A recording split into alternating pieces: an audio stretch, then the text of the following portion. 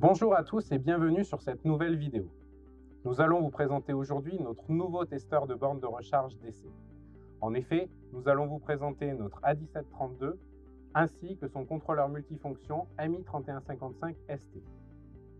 Le testeur A1732 est compatible avec les connecteurs DC CCS2 ainsi qu'avec les connecteurs CHAdeMO. Associé au MI3155, il permettra de réaliser tous les tests fonctionnels et de sécurité électrique des bornes de recharge DC. Nous allons voir aujourd'hui comment utiliser le produit, voir comment se déroule une séquence de tests de A à Z. Avant de commencer, nous allons nous rendre dans l'organisation mémoire du MI3155, puis dupliquer la structure de test qui va nous guider pas à pas tout au long de cette inspection. Pour la dupliquer, c'est très simple. On sélectionne notre structure de test et on va la cloner. Nous allons maintenant la renommer.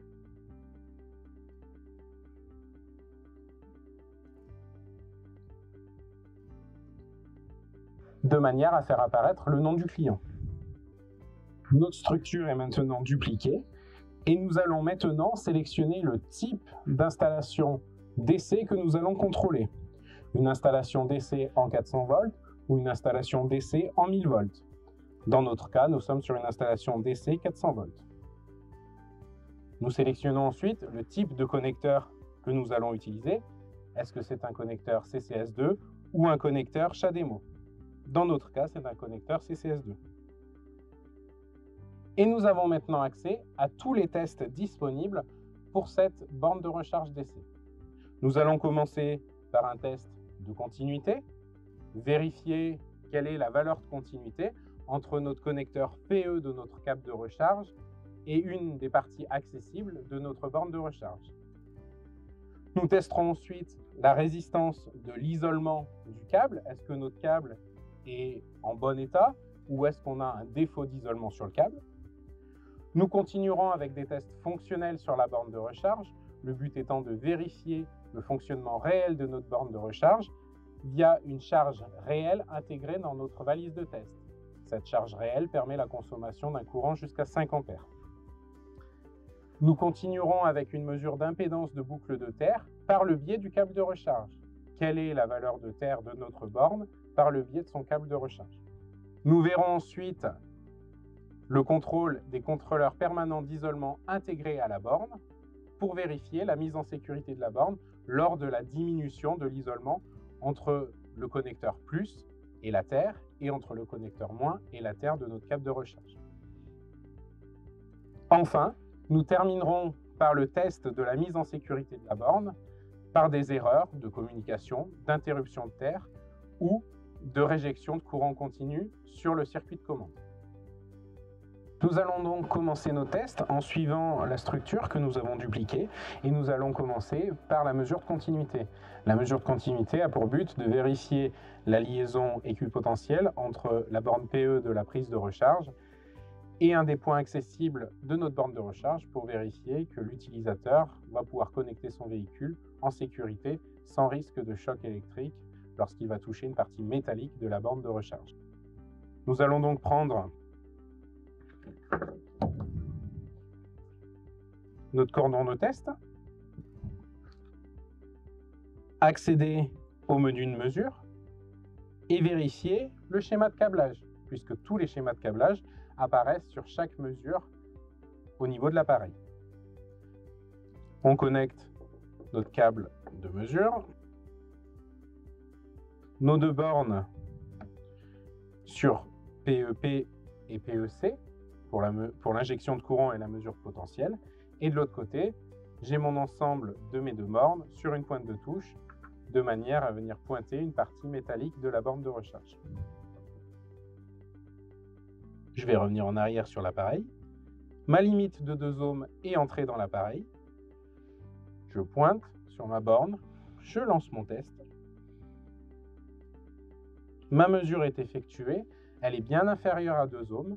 Le test est considéré comme bon, je n'ai plus qu'à sauvegarder ma mesure. Ma mesure est réalisée, elle est passée en verte, je vais maintenant passer à ma deuxième mesure. La deuxième mesure est une mesure d'isolement. le but de cette mesure d'isolement est de vérifier la valeur de l'isolement entre le cordon DC+ et la terre, le cordon DC- et la terre, et la valeur de l'isolement entre le cordon DC+ et DC-. J'accède au test et je vérifie quel est le schéma de câblage. On voit dans ce cas-ci qu'on utilise un autre cordon de test que je vais venir câbler entre ma valise de test et mon contrôleur multifonction. Je connecte sur mon contrôleur multifonction et je vais venir reprendre sur la valise DC-, la terre et DC+. Je reviens en arrière, mes limites sont renseignées dans mon appareil, je n'ai plus qu'à lancer mon test et ma mesure va s'effectuer automatiquement entre les différents fils du câble de recharge.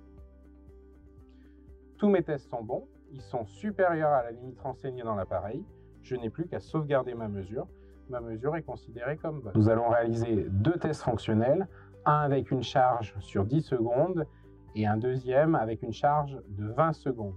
Le but d'avoir 2 tests fonctionnels avec 2 durées de charge différentes étant de vérifier si on n'a pas un problème intempestif sur notre borne de recharge en fonction de l'échauffement du câble au bout d'une certaine durée.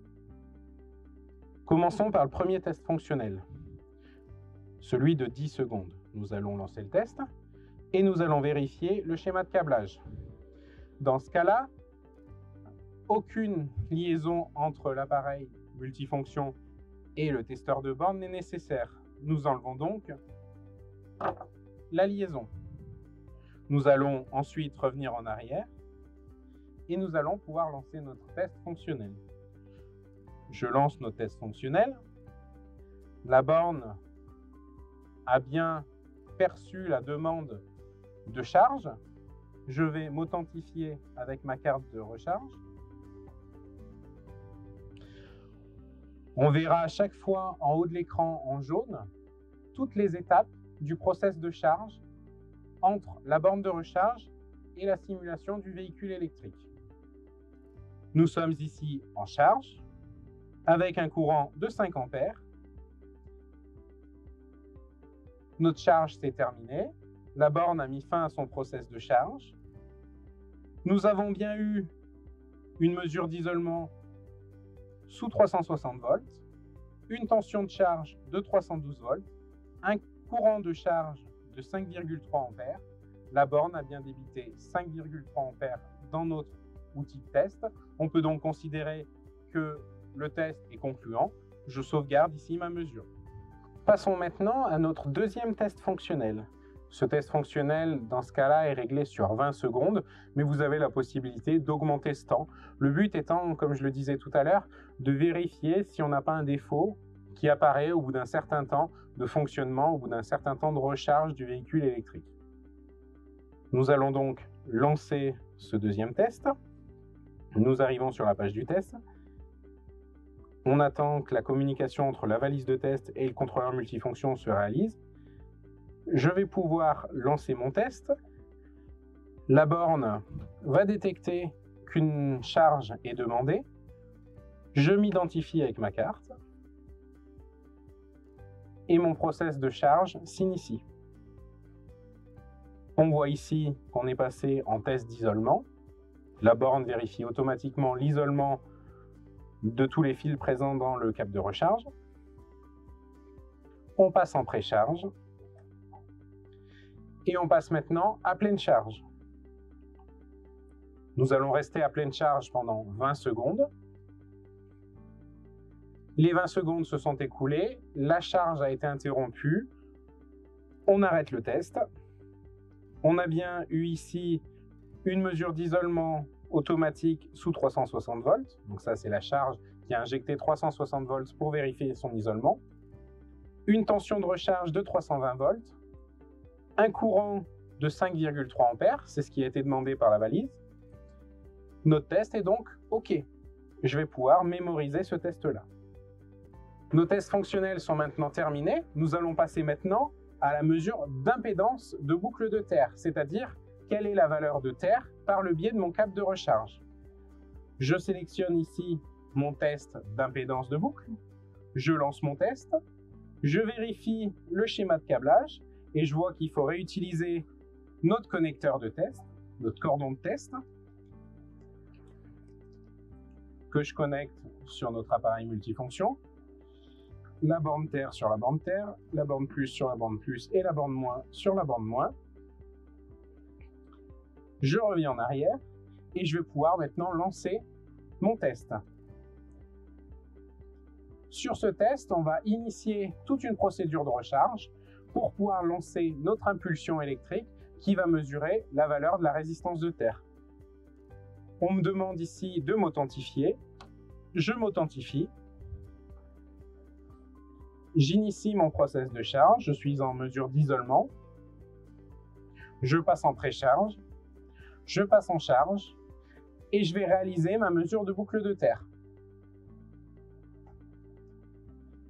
Ma mesure de boucle de terre a été réalisée. J'ai stoppé ma charge. Elle est de 3 ohms. Je sauvegarde mon résultat. Passons au test de la mesure du temps de décharge. La mesure du temps de décharge étant un test permettant de savoir combien de temps il faut à la borne pour vider tous ses condensateurs, pour décharger complètement toute son électronique interne, afin d'éviter à tous les utilisateurs de recevoir un choc électrique s'ils touchaient finalement une partie conductrice du câble de recharge. Accédons au test et nous allons lancer un process de charge que nous allons interrompre et nous allons mesurer le temps qu'il va falloir à la borne pour passer en dessous de 60 volts. Je lance mon test. Ma borne requiert l'authentification. Je m'authentifie. Je passe en mesure d'isolement. Je passe en précharge. Je passe en charge et je vais interrompre ma charge. La charge a été interrompue et notre borne a mis moins d'une seconde pour passer sa tension résiduelle en dessous de 60 volts. Le temps exigé par la norme étant d'1 seconde. Ma mesure est donc correcte, je sauvegarde ma mesure.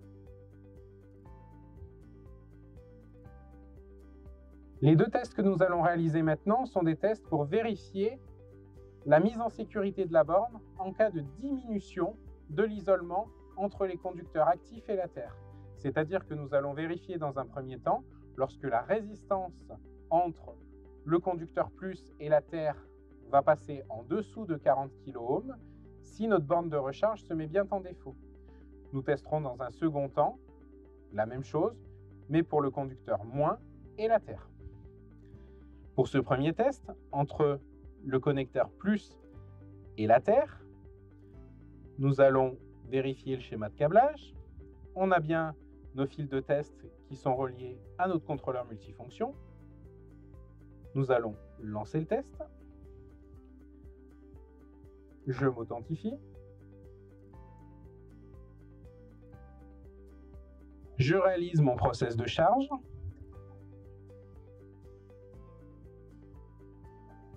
Ma résistance d'isolement entre le connecteur plus et la terre est en train de diminuer. La borne a bien vu une diminution de l'isolement entre le conducteur plus et la terre.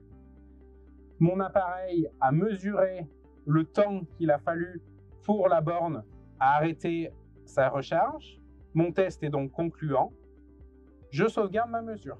Je vais maintenant faire la même chose entre mon conducteur moins et la terre. J'accède à mon test. Mon appareil se connecte à la valise de test. Je lance mon test.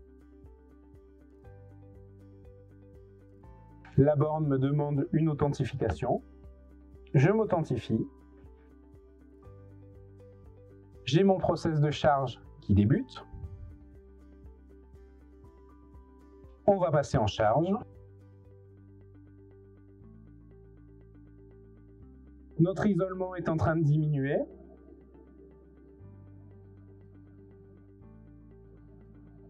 Notre borne a bien stoppé Ça recharge, mon test est concluant, je sauvegarde le test. Nous allons maintenant terminer notre procédure de test par le test avec 3 erreurs de communication. La première erreur étant de vérifier comment la borne réagit en cas de coupure du signal de commande, du signal CP.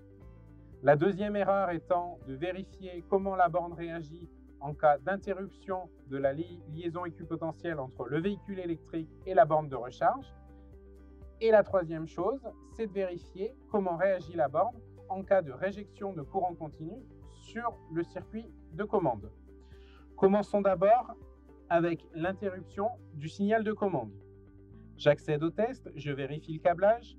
Dans ce cas-là, pas de liaison nécessaire. J'enlève mon cordon de test. Je peux lancer mon test. La borne me demande l'authentification. J'initie mon process de charge. Je passe en charge. Je vais mettre mon erreur en place et je vérifie que ma borne de recharge a bien stoppé son process de charge. C'est bien le cas ici. Le test est donc validé. Je valide mon test. Je sauvegarde ma mesure. Passons maintenant au second test et vérifions ce qu'il se passe lorsque j'interromps la liaison équipotentielle entre le véhicule électrique et la borne de recharge. J'accède au test. Mes appareils vont se connecter.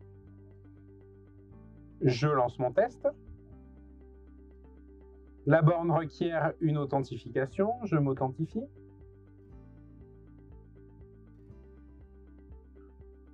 Je débute mon process de recharge via l'isolement.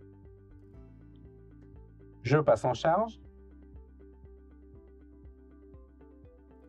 Mon défaut apparaît. La borne a bien coupé sa puissance. Avec un temps de 0,04 secondes, le test est concluant.